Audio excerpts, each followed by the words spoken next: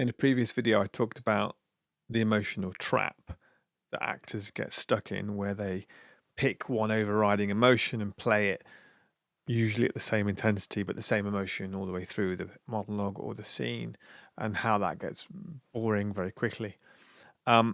So if the trap is boring, how do we make it exciting? How do we make it interesting?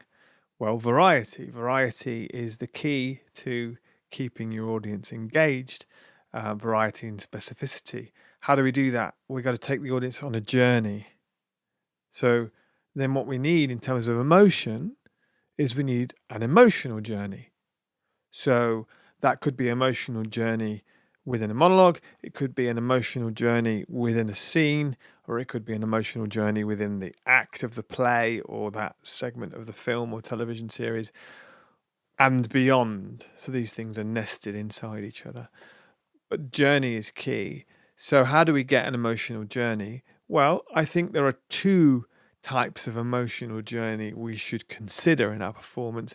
And one would be linear, where we start on a particular emotional point, type of emotion, let's say, and then we move along the monologue or the scene, and we end up somewhere very different to where we started. So that would be one example of an emotional journey, which let's say, call it A to Z.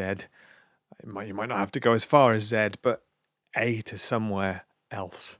And then the second type of emotional journey, which I can identify as being useful for actors, is what I call the 360-degree emotional journey. And that's where you might end up where you started, but you had to go all the way around the houses emotionally before you got back there.